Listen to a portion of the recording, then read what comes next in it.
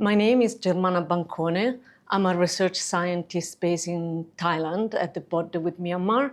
I'm the head of the Haematology Laboratory of the Shock Malaria Research Unit, and our research focuses on blood, specifically on red cell, especially when they don't work very well. That's what we call red cell disorders and more broadly anemia. Globally, around 30% of people in the world have these conditions or anemia, but in low resource settings like the Thai-Myanmar border, for example, this goes up to 50% or more. The origin of this disorder can be different.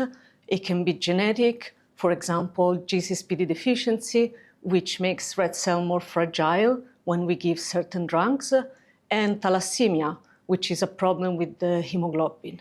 Or they can be acquired, like iron deficiency, which can be caused, for example, by poor diet. And the major difference between these two is that only the acquired one can be treated.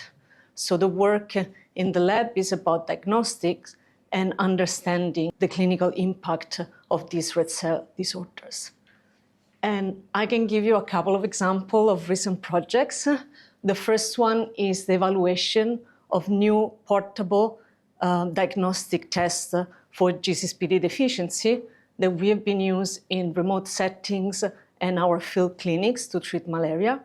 And the other one is a project where we're studying how the iron treatment impacts on the immune response to vaccines in pregnant women with anemia.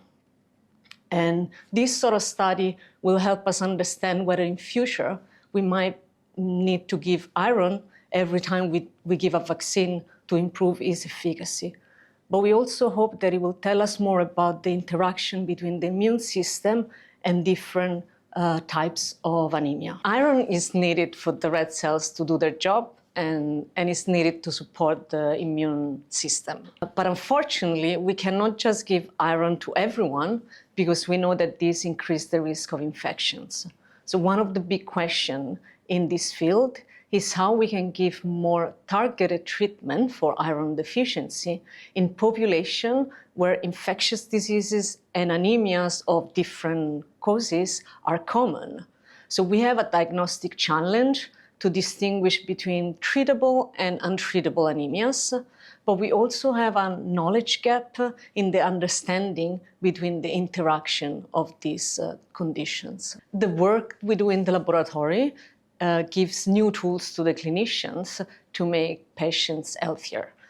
If we can understand better the causes of red cell disorders, we can develop new diagnostics, we can plan for better screening strategies, and ultimately we can give more appropriate treatment. Many of us have experienced symptoms of anemia at some point in their life: fatigue, brain fog, weakened immune system.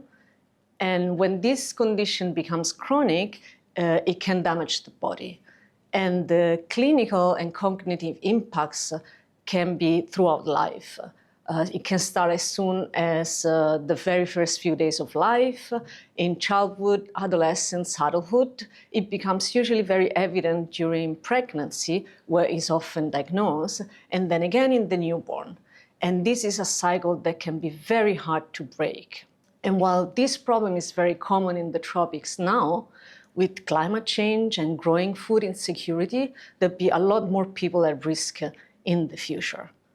So we need to be better at identifying people who need iron treatment, and we might need new markers for that.